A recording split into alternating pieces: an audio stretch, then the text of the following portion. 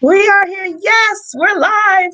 Hello, everybody, and good morning. We the Happiness One-on-One show. And I hear a little feedback, which that's just, I don't know what that is, but we'll keep it moving.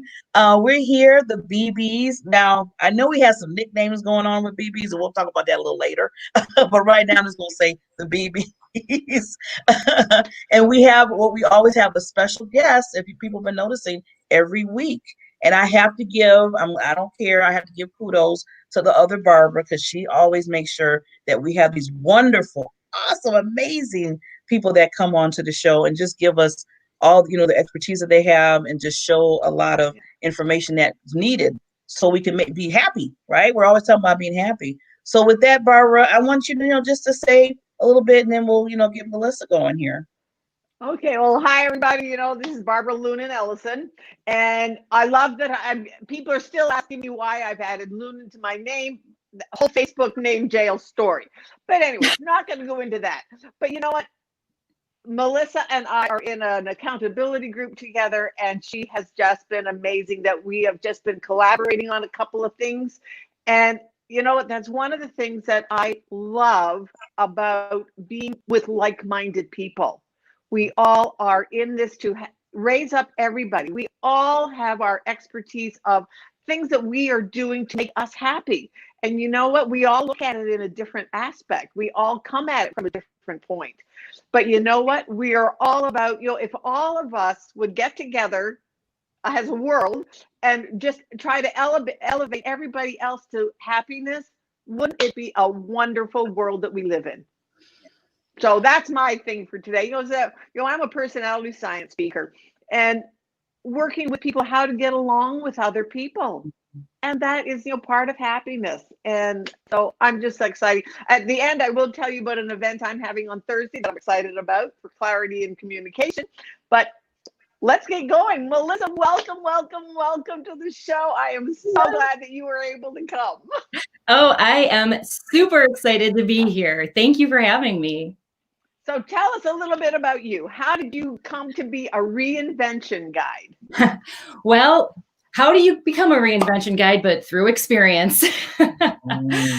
I have totally reinvented my life from completely the externals and from really getting down to and rediscovering and reacquainting myself with the internals that I had lost sight of through my adult life and through the distractions and the sort of, long time just going through the motions and doing things that I thought were the things that I was supposed to be doing. And I suddenly realized one day, after checking off all the boxes in my life of going to a good college, getting a great job, getting married, having kids, and then the other stuff, like having an amazing house full of, beautiful furniture and having a closet where you're not wearing like the same outfit publicly twice, all that stuff that looked beautiful. And I felt like I was having a great life, and I've always been a happy, cheerful person, but deep down inside, there was something that didn't feel right. And I am a problem solver. I am committed to always, being in control and fixing things. So when something didn't feel right, I set out to try to remedy it. And through the process, I discovered that a lot of the things that I was seeing in the world around me, that I was creating for myself, were not reality. And that my desire to please and to appear perfect was very much a facade because my marriage was broken. I was deeply unhappy and afraid, but nobody would have known it on the outside. So I was still skipping through life and doing great at work, and we looked like the perfect family. And when I learned that this was all kind of crashing around me, I basically in 2012 had this, screeching halt and was really facing the fact that I needed to get honest with myself. And that's when I started really taking a look at what I had been valuing and how I'd been living my life and what it really meant to be happy and to authentically be happy, because the core thing that is so important that I think as women, we're taught to be people pleasers and to be providers, and, you know, quite often to just obey and do what we're told. Be the nurturers. Be the nurturers so much that our own nurturing goes by the wayside, and the idea of focusing on yourself gets warped into being selfish. And that's like a dirty word. And then you feel like you're a bad person, that you're a bad mom if you're focusing on yourself. When really a healthy, happy, truly happy you is the best thing you can give to the world, especially your children and the people around you. And that's really what I had to discover as I was at the bottom of my deep, dark pit, realizing, what the heck have I done with my life? What have I been doing? And so I really started that journey to be the truest version of me, to figure out what that was, and to show that and share that with everyone else, particularly my children. They were my driving force when I was really at my darkest point, when I couldn't allow myself to focus on me. I started with them because they deserved better. And now I know and truly believe and share, everyone deserves better than they think. If we are not happy, we all deserve. And, you know, people call into question, well, what do you mean by deserve? We are not here to suffer. We're here to create the experience that we want. And we have the power to do that. So I've made major changes in my life, scary changes that I've learned a lot from, and am so dedicated to helping other people understand how they can get through that, how they can overcome those fears, get out of the comfort zone, all of the little, you know, quips we hear all the time, but it's not easy to do. So I know from my experience, and then from the training and the learning that I've done, I help people get to the point of seeing where they do want to go and taking the actions to get out of that stuck space in life. And through the course of that, I've really found my true heart and soul, my spirit lies with helping divorced women, because I love everyone. I want to help everyone. I love men, but I really, really believe that the power and what women bring to the world has not seen even a glimmer of the full potential, because we have been given that nurturing, stand in the background, and behind every great man is a woman, you know, was a woman. Yeah, Exactly. be out there and you be in front. And divorce calls so many questions into your mind, your self-doubt, your confidence. There's so much that rattles you. Even the most confident woman gets shaken. So I want to help every woman who sees the potential for herself but can't get there on her own, show her how to do that. Right. And I think that's one of the reasons why you and I connected so well, because they're like, I've done both. Divorced from my first husband and then widowed. Right. And yet some of the things of how you feel are so similar. Yeah. That it's like you get like when Al and I got divorced, it was a little bit different, but it's still like, okay, Barb, what do you want now? But after David passed away, it was like, oh yike, who am I? That was the biggest underlying force. Who am I outside of all of those labels that we put on ourselves? Yeah. The things that you just talked about, that we have the nice car, the nice house, the nice this, the nice that, and yet who are we inside? And we're crying for help. Exactly. Like, oh, she's killing it. Everyone wants her life. And then it's like, actually, you have no idea. Yeah. And you tell yourself, I'm amazing. If you don't, you have to believe it. You really have to own it, and not just have that little, voice saying, sure, I'm doing great. You have to really own that. Right. Well, I mean, I have to, Melissa, commend you so much for, I know you said, you're going through this cycle of, oh, this is good, a better rose and stuff, but really it wasn't. And then say to yourself, you know what? I need to change. Something needs to change because I'm not happy. And, all this people thinking this and it's not. And then when you stepped out, I'm thinking, so many women seen you step out and do that. So now they're like, hey, I can step too. So I'm loving what you're doing, especially when you said women in divorce, because I'm going, and I don't mind, I'm always authentic. I'm going through separation right now, to the point of divorce. So, you do need people, like you to kind of walk us through that, because even the most strong women, we still feel like, oh, because the first thing I'm thinking in my mind is that, okay, I failed. What did I do? My marriage failed. Right.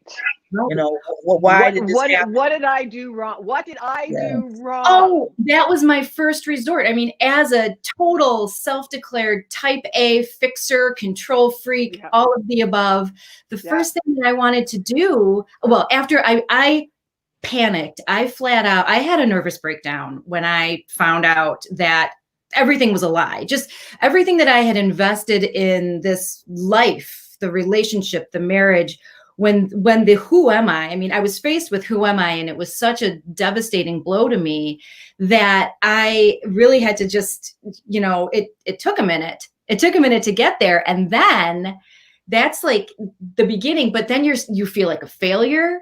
But you want to fight like mad to fix it and to do whatever it takes to try. I mean, it took years for me to finally get the message, to really get that confidence and the peace, being at peace and being happy about what is happening right now. And that's a choice that we make, but we have to go through a whole lot of other emotional things sometimes if we're appending all these ideas that, I've messed up, I've failed myself, I've failed my partner, I've failed my family, I've failed, if religious beliefs, my community. I mean, there's so much out there that we can allow ourselves to beat ourselves up about if we let it. And one of the things that you said too was like the things that you thought you could do to change it. And I'm going to be totally, when in my first marriage, when I was starting to feel that, oh, this isn't quite working, this isn't what I signed up for, I thought, okay, what I need is another baby. And I had another baby. And that's so textbook. It's so. And then of course, then you have young kids, then you have another baby, and children are the best Band-Aid for anything broken, because that causes no stress. There's no stress. And I look back now, and and yet the funny thing is that my youngest and we are the closest. So he was meant to be. However, I can remember saying, "Oh well, just maybe just if I had another baby, I would be happy." Oh, Barbara, brother, so normal, because that's when you look. I mean, because we're women and we're mothers, and and love. The whole idea of babies are love, and they're a symbol of a loving union. I mean, this is the kind of thing that we are taught and believe. So, of course, having this symbol of look how much we love each other. We made another person. And and it's just, it's really digging down. I always say that, like I mentioned, I've always been, an upbeat, optimistic person, whatever kind of label you want to slap on it. But what I've come to understand is the true difference between being superficially happy and joyful, and truly embodying and knowing just that. I still remember one day I was sitting outside, and this was after my divorce. And I know that in my story, so much of my internal reinvention came through the many years between the understanding of I need to get real with what's going on, because this is not what we thought it was. And I was doing a lot to myself and to the exterior to perpetuate that, to the point where we actually did get divorced. And like I said, I was at such a great state of peace when that happened. And I was so confident and felt good that it was the right choice for everyone. So shortly after that, I remember sitting outside in my backyard. It was the weather was warm, and I just was sitting there and I was actually rereading for probably the third time, The Four Agreements. And that book is such an important, powerful book. It actually was recommended to me by one of my sisters when I was going through a challenging time. And she just said, you know what? This is such a good book. I mean, Don Miguel Ruiz, The Four Agreements, that wisdom, it does not matter what your spiritual beliefs are. Those four models of how to show up are so important. And every time I read it, it speaks to me differently. Right. And you're in a different, don't you think, because you're at a different place? Oh, it totally. I mean, we're always, you know, you always hear, you can hear the same information over and over and over, but every time you hear it, as you're moving through your life, you're hearing something different in it and you're taking something different out of it. And when I read The Four Agreements that time, I just felt like I had this light just shining out of me because I was so connected and I felt so secure and so good and so deeply happy about where I was. Now, if you look at it from the outside, I'm freshly divorced. I'm living in this huge house that I'm like, what am I doing here still? I've got two kids who are young and crazy and, you know, things were not great with my job at the time because I was allowing the negativity of my relationship for a while to snowball into my career. And I was starting to append, well, how can I fix, you know what? I'm not happy in my personal life. I'm not happy at work either. I started laying blame on a lot of the things that were going on at work. So I just started making changes to that too, that until I really understood what I was about and what I was doing, those changes weren't necessarily the best informed and the best motivated.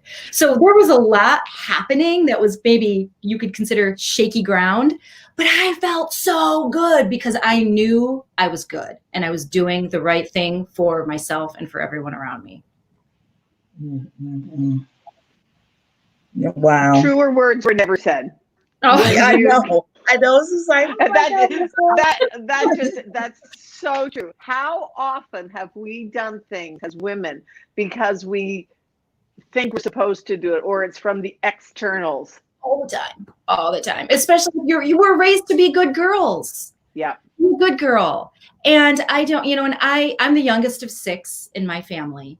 And I had a really, really beautiful experience in my life because my siblings were amazing teachers to me. So I was able to observe their rebellion, their successes, their failures, their heartaches, you know, all of these things. I'm 8 years younger than my closest sibling.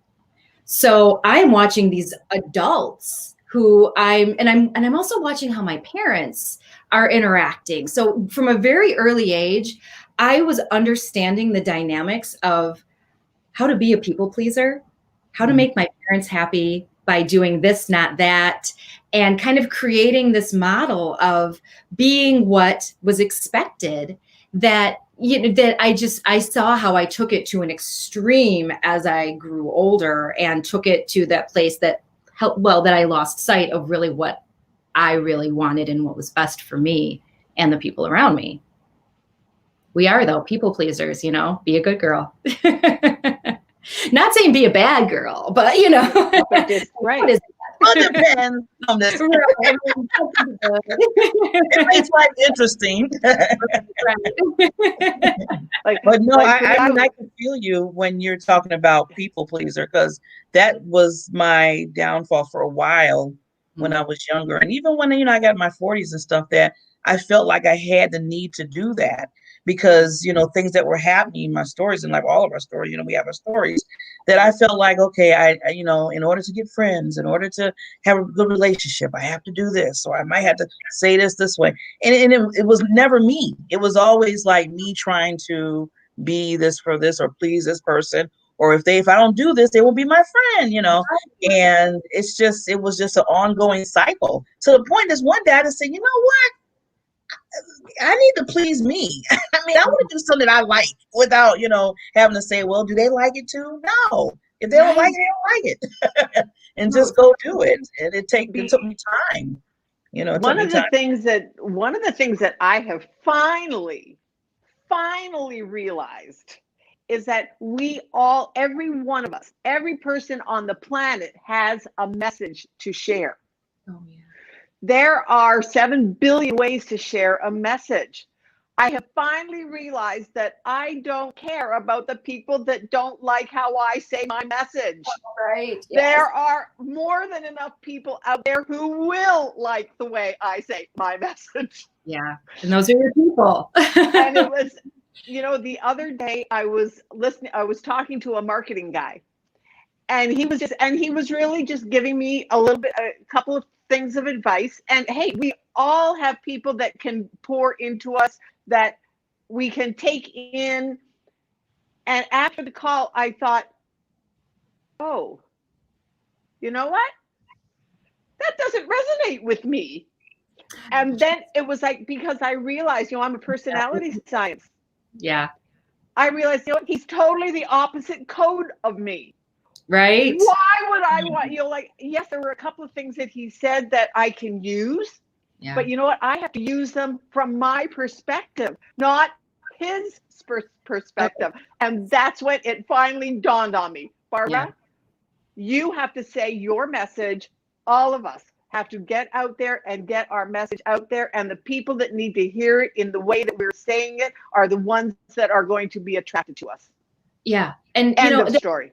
It's a difficult thing to learn, because going back to Happy Bee, what you were saying about being accepted and being, acceptance, love. If I do this, if I act like this, if I wear this, if I say this, if I do this for the person, I will be popular. I'll be loved. I'll be accepted. Those things, that what we're not realizing is that we're not being ourselves. So that thing that we're doing that's winning this favor isn't really us. So we aren't being accepted. This idea that isn't in alignment with us is being accepted. And that eventually tends to break or splinter or at least bend. And that's where the shaky ground happens. I mean, that's definitely what I learned. There's a really funny story that, and this is I have a very amicable relationship with my ex-husband. We have 2 children together, and there is no reason that I can think of in the entire world that would cause me to want to have turmoil and conflict with him that will affect my children negatively. Right. Going back to my children were what brought me out of my darkness for them. So why would I selfishly, for any kind of negative reason, want to create a bad experience for them by having a bad relationship with their father? And I saw something in him once we were married and had kids. So I'm not going to be negative about him, but there's a really funny story that ties into both how both of us were showing up and wanting to be accepted, but not truly being who we really are. And when we first started dating, he was a really snappy dresser. He would show up to pick me up for a date, and he would be like, in this just nice shirt with I'm totally going to date with a sweater vest on, or a nice little sweater and nice shoes and pants. He looked good. Now, clearly I'm superficial because I'm saying I'm really impressed with how you're dressed. Well, come to find out, down the line, and Mr. Man is suddenly only walking around wearing pajama pants and t-shirts and track pants. That's, and he's a professional man. He's got his professional gear that he would always go to work in a tie and a suit and everything. And to him, he's like, that's the role I play at work. I come home from work, and the real me isn't Mr. Sweater vest and nice shoes. It's slippers and pajama pants. And I jokingly called him as in hindsight, I was like, oh my, and he was always borrowing. He had roommates when we first met. He would borrow his roommates' clothes to go out. Impress you. Go out. And to impress you. And to be impressive. And oh my God, when I was in college, everyone else had better clothes than me. I was always borrowing my friends' clothes because I wanted to be, it's like, ooh, I want people to see me in this outfit. And so what was so funny was this person who I was initially so impressed by, and this idea, I jokingly said he was a sheep in borrowed clothes. Instead of being a wolf in sheep's clothing, you're not what I thought you were.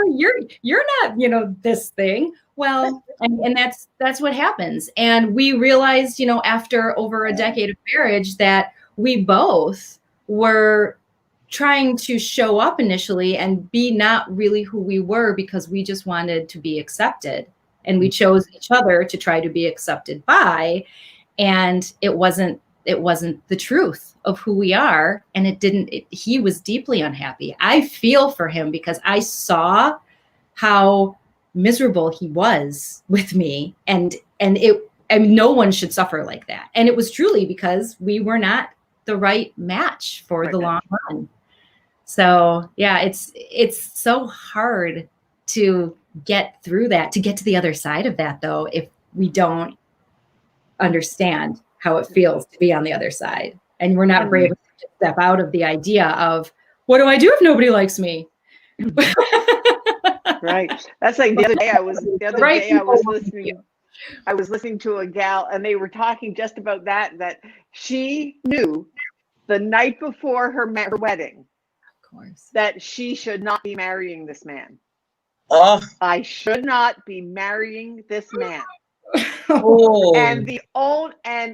But she said, I've got 300 people coming tomorrow. And so she did. Well, then of course it just wasn't going to sustain it. And I'm like, isn't that, but how often have we done that? That we do something. It doesn't have to be as traumatic as being a marriage, but how often have we done something that we know darn well that we should not be doing it? Oh, Barbara, not do that. And but what are people going to think if I back out? Well, you're going to hurt more people by doing it wrongly. Or you're going to hurt yourself. You're going to hurt yourself too. Plus the other people that are involved. Yeah. That was such a light bulb moment for me. It's like, how often have I done that? Yeah. That I have committed to do something that I really knew deep down that I shouldn't do. Oh, and forcing yourself to. And then forcing myself to do it. Yeah, forcing yourself to do it, pushing against that grain instead of just sitting back, kind of chilling out for a minute and allowing what really should be happening to unfold. Sometimes we're so, we're in our society, we're programmed to go, go, go and achieve and do check off the list and do all of these things. And we're so driven by that we don't, hey man, stop and smell the roses. But truly, we don't stop and take stock of what's really going on because we're just head down, push forward, move on. A phrase that, when I was working in advertising sales, and at one point, this phrase just kind of became something that we would say over and over and over at work. And it was always, well, you can't put the toothpaste back in the tube. Right. And that is an interesting thing to think about because it's actually, there's more to it. To realize that the toothpaste is out of the tube. So the woman who had the realization that this marriage isn't going to happen was probably, or isn't going to work out or shouldn't happen, was probably thinking, well, I can't put the toothpaste back in the tube. I've got all these people here. Guess what? Toothpaste, just like everything, is eventually goes away. That tube is all gone now. So you've got to get new toothpaste. So are you going to get a different kind of toothpaste? You're going to get the same kind of toothpaste. Got to clean up the tube that you spilled and then just move on and get your new toothpaste. Mm-hmm. And you have the choice to make of what kind of toothpaste you want, the same or different. So it really is, we're never stuck in that corner that we think we're in, no matter what. Yeah. But don't you think that so many people think that they're the only ones that are feeling this way? Oh, yeah. Yeah, all the time. And, I think what happens is, like the lady, going back to your story, Barbara, about the lady with, saying, oh my God, I should be getting married to this person. And she's about to walk down the aisle with 300 people. So she's thinking about all that. And she probably feels like, okay, now I feel ashamed. I want to feel embarrassed. All that stuff starts coming in your head. So you're like, okay, let me just do this because I don't want to feel this way. I don't, and then all of a sudden, well, I don't want other people to get upset at me because Right. now I had to cancel this like now. So all And that's that's coming exactly in what she said. Yeah. with all that, and then you do it, and then now you're going through the rest of your life being miserable or just sad or depressed, whatever, all the Yeah. feelings come in because you married the wrong person. Yeah. And you knew it, and you could have stopped it. Yeah. And then it goes to the point of, now I feel like, then Well, you then beat of course yourself she up. was, Then you beat yourself I think, up. I think Yeah. 10 years later she was, but 2 Divorced. kids, Yeah. divorced, and then divorced. So it was like, she said, why didn't I just stop the night before and say, you know what? I know that I should not be marrying this guy. And how many women out there have felt that Oh, so many. So on many. the eve of their wedding? Or Really, should walking I? down the aisle, or as they're Or walking down, suddenly, or as they're walking down the aisle. what am I doing? What's You his know, face? She's you like, see it in oh my movies. You see it in movies where the bride turns around and runaway bride. I thought about that movie too when you said that. I remember grabbing my dad. I mean, I got married in 2004, and I still very distinctly remember grabbing as we were walking down the aisle. And my family is love is expressed by the understanding that we care about and love each other deeply and are there regardless, but we're not an affectionate family. I'm very affectionate and very gregarious with my affection because I enjoy that. And I was not raised in a real affectionate family, but they were good, solid, strong people all around. And I still remember my dad, my sweet little dad, is standing next to me and we're walking down the aisle and we round the corner from the vestibule down to go to the church. Oh, and P.S., the priest, so I was raised Catholic, the priest that married me was my first cousin, and mine was the first marriage ceremony he ever performed. I'm also the first divorce that he ever has had to deal with. Oh, no. So he probably was like, what did I do? So, I grabbed my father as we're rounding the corner because in that moment, there was it's like the calm before the storm, like before a hurricane or something. It's suddenly everything got quiet and peaceful. And in a wedding planning situation or any situation that you're just pushing toward, that you've put so much effort into and so much work, and there's eyeballs, people everywhere, and it's all about what it looks like. I mean, the whole stress of the wedding is, well, what's so-and-so going to say? And what's so-and-so? It's all about the impressive, grand gestures. And in that moment of stillness, I suddenly had this flash of seriously, WTF. I was so in love and starry-eyed, but at the same time, I was I looked at my dad and I go, I don't know how I can do this, which was so it was just what's happening? So it was out of body experience, oh my God, what am I doing? Things finally were quiet for just a second for me to just, and my mind was racing. And at the same time, in that, there was that blip of, okay, what are you doing? And we have to allow ourselves more of those moments where it's not a panic and it's not that little blip that then you just push down, but that we just are paying attention to ourselves and really checking in to see if you're feeling on track with everything around you. And if you're not, you start asking those questions. Because who am I? Being smacked in the face with who am I and what am I and what's my message is so intimidating. Because often, especially when things are up in the air and there's a lot of movement and confusion, I don't know the answer to that question. And then am I supposed to have the answer? And it's really stressful.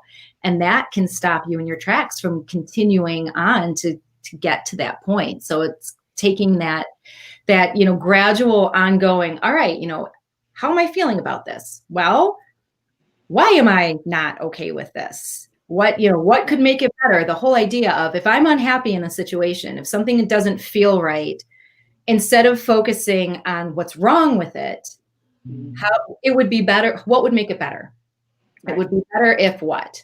Is this something that is a possibility to create? How can we make it better? And that's something that I'm constantly asking when I'm faced with any feeling of adversity, big or small. Right. Because don't you think, like, for myself, the times that I have felt that, oh, that pound, little bit of pounding, Yeah. instead of saying, okay, Barbara, what's wrong with you? Just get over it and just stuff it down, because I'm an emotion stuffer. I would just, I can think back to times where I have just stuffed it down and just said, "You're Barbara, you'll be fine." Yep. And then, of course, you're Suck not it up. fine. Suck it up. Suck it up. And then, of course, you're not fine. Mm-mm. And then you have to admit that you're not fine. But then once you admit you're not fine, then it's like, oh, well, why didn't you say something sooner? Yeah. Well, why didn't we say something sooner? Yeah. We play those It's that- mind games with we ourselves. play we play the games. We put on the mask. Mhm. Yeah, we do. put Yeah, on we do a lot. the mask. Well, I Totally. like what Melissa said earlier about taking that pause and that silence. And that's when things started really coming up to say, well, wait a minute, why am I doing? And I feel like when we don't take that, and I think that's important for all of us to do, that's where you can settle in and really get your thoughts in gear and say, should I really be doing this? You know, that's where those questions start to happen. But when you're just going and going and going and going and going and thinking that you have to, like you were saying earlier about moving, and we always just doing this, doing that. Yeah. We're not pausing to say, well, wait a minute, should I really be doing this, or should I be going this way? You know, you're not taking the time out to make those decisions because you're so busy, you know, doing so much, and then thinking that, okay, I have to do this, got to get this done. They said it, you know, and it's like, okay, well, wait a minute, stop. Let's just pause for a minute. Yeah. Yeah, time out. Yeah. And we all need to do that a lot of times in our lives now. Yeah. Well, it could be, then it snowballs too. And you know what happens? I know what happened with me was that I love emotion stuffer. That's a great phrase. I get a very vivid image when I think of emotion stuffing. But if you let things continue to snowball without that gradual check-in and the continuation of, your process, you get to a point where there's it's a big mess. And it almost seems, it's like, when you're a kid and instead of picking up your toys as soon as you're done playing with them and putting them away, you just leave them all scattered all over the place. So you call my mother, she will tell you about my bedroom growing up. Like now something happened through my reinvention. Something has happened to me where I was just thinking about this the other day. I'm like, gosh, I used to be such a slob. Because I would never take care of things in that moment or make my bed, like something as simple as getting up in the morning and making your bed every day. And you're more productive.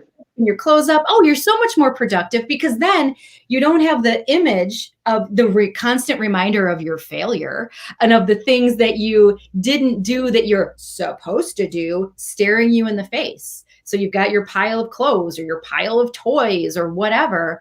And it's so much easier to just deal with it in the moment. Stop and check in with yourself in the moment instead of pushing it down and then dealing with a huge snowball of everything. That's when you're in panic attack, overwhelm, and then you don't do anything because it's just too much and you don't know where to start. Yeah, it's so funny that you're saying that, because one of the things, this is just a funny picking up toys. You reminded me, one of the things that I now do when I get undressed and I can take off my clothes, putting them in my laundry, I make them ready to go in the wash machine. So I button the buttons and I make sure that they're all turned the right way inside, to that, so that it's ready. I just pick it up and put it in the wash machine. Whereas, because the last time I did laundry, it was like, for heaven's sake, Barbara, this took me forever to sort out my clothes. If I just took the 30 seconds to do it when I took it off. It's simple. I mean, it's a habit, and it's like a funny real world. Like, yeah, we all world example. It's a real example. You made me thought it. So you've made me laugh, Melissa. Thank you. Happiness 101. Yay! My work here is done. No. Well, you did a lot of good work today, Melissa. Just to let you know. So thank you so much.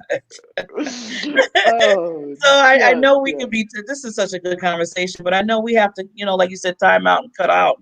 But before we end, I would really, Melissa, just, give a few words to the listeners. Any kind of last thoughts that you want to give them.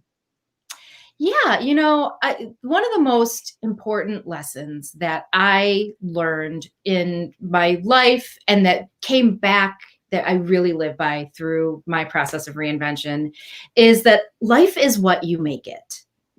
And we have choices every moment in our life. I firmly believe, and one of the first things that I do when I'm working with people is we sit down, and there are three real fundamental core things to navigating change, to reinventing, that they're principles that need to be in place in order to really move on and have that solid foundation to create something new. And I'm just going to give the number one, and that is that you are exactly where you are due to every choice you've ever made. And when you think about that, there's usually two different responses. Either that, like Barbara, I saw the head nod. It's like, yeah, no, I get that. I see that. Yeah. There can also be the response of like, whoa, guess what? You don't know me, lady. You don't know my story. You don't know what's happened in my life. And some of the things in my life are not my choice, which is absolutely true. But your life and how you choose to respond to and move through and beyond the things that are happening, the circumstances can happen. You choose how you show up in those circumstances. You have full power and control over the one thing, yourself. And that is, I think such an important lesson just to sit with and to consider, because your choices that you're making right now are putting you where you want to go. The choices that you already made are done. The toothpaste is out of the tube. So now let's look at the new toothpaste and figure out where you're going next. Get some new toothpaste. New toothpaste. That's what you want. Hey, if you're happy with your toothpaste, good job. I'm glad. I love it. I love it. So Barbara, I know you wanted to say something that's coming up for you before we sign off. Okay, yeah, on Thursday, I'm doing an event. It's just going to be an hour long, all about learning. How do we learn, and how is it different than the other people around us? And that impacts how we relate to other people, of how they learn. So often we expect people to learn the same way that we do. Well, we don't. And then the stages of learning. Okay. And then how personality impacts the people around us of how we learn. So it's from 6 to 7 on Thursday night. And you can go onto my Facebook page, Barbara Lunan Ellison, and just look at the ad. There's a registration. You register in Eventbrite, and it's free. It's a free thing. So just come and join us. We're just going to have some fun. My host, Jessica, and we're just going to just chit chat and talk about how we learn. And she said, gee, when I was telling her about it, she said, oh, I think I might have to learn a little bit. I might have to hear what you have to say too. And, so it's like and that's one of the things when we were talking about our messages, this is getting our message out. Talk about what you're doing. Talk about what you're doing. And there are people out there who need to hear what you're doing. Some people are going to say, yeah, no, that's not for me. And that's okay. But there's other people that are going to say, wow, that's exactly what I need to hear. I need to reinvent myself. Or I need to get clarity. I need to get clear on how to relate to my kids or my husband or whatever. So, yeah. So I'm excited about it. It's going to be fun. That sounds awesome. We're always learning. Well, always learning. You can find me on my Facebook. I actually created a Facebook community for women who have either reinvented their lives after divorce or have reinvented their lives in general, and the women who are in the process of reinventing after divorce. It's a community that I talk about the different events and things that are going on. And right now, I actually, on Wednesday, so the day before your event, Barbara, at 7, I am hosting a live event, and you can get the information it's Real Rad Women. So RAD stands for Reinvention After Divorce. And it is focused on the community of women who are reinventing their lives after divorce. So if you go to Real Rad Women on Facebook, you can see the event information. You can register for a spot at 7 o'clock on Wednesday, where I'll be talking about more of those principles that I just mentioned, and also talk about the stages of reinvention, so you can understand where you are in yours and determine how you can move forward in that. Exactly. So yeah, so join that and check out. There's also a YouTube channel that I just launched this summer that celebrates the stories. I interview women who have reinvented their lives after divorce. And I am connecting with and meeting and bringing the stories forth of some of the most incredible women with amazing stories and messages, great messages to help all of the women out there who are working on their reinvention. So thank you guys so much for having me today. Well, thank you. Because getting our message out, it's awesome. Because women think that we're the only ones that feel that way. Mm-hmm. That's why it is so important to get the messages out there that, there's lots of women who feel the way I do. Yes. Yeah. I'm not alone. Such an awakening that, I'm not the only one, because it's the devil that tries to keep you in silence. Yeah. And that you're the only one. And we need to get it out into the light that there are lots of women who feel unfulfilled or just that what's wrong, and they blame themselves. What's wrong with me that I'm feeling this way? Yeah. Well, gotta work it through. Hello. I'll talk to Melissa. She'll She'll walk you through it. We're gonna have you back, Melissa. I mean, I'm telling you, we just don't, even the time passed. It seems like it's never enough time. So I know this. I'm also, I'm a talker. I'm caffeinated. I'm a talker. So. But some good information, and I know that the audience is getting the value out of it, and I'm so glad that this, we're going to do some replays too to make sure that people hear, what you said about reinventing, and just getting to understand yourself and just love on you, and never don't feel like you have to always please everybody. Please yourself. So important. So important. It's amazing, because once you love you, the love that you attract is the real deal. The real stuff happens, not the pretend. And it's not hard when that happens. It's much harder to try and push and create something that isn't there. So yeah. Oh, thank you, ladies, so much. This was fun. So thank you. So we'll be back next Tuesday, and we will have Alyssa back. And just what we always say, have a happiness day, and always say smile, because the frowns. We don't need the frown. It takes more muscles to frown than it does to smile. So remember that. And remember from Annie, if you remember Annie, the musical, you're never fully dressed without a smile. Oh, I love that. I like that. I got to do a little art for that one. Take care, ladies. Melissa, this was amazing. Thank you. Thank you. Bye. See you next week.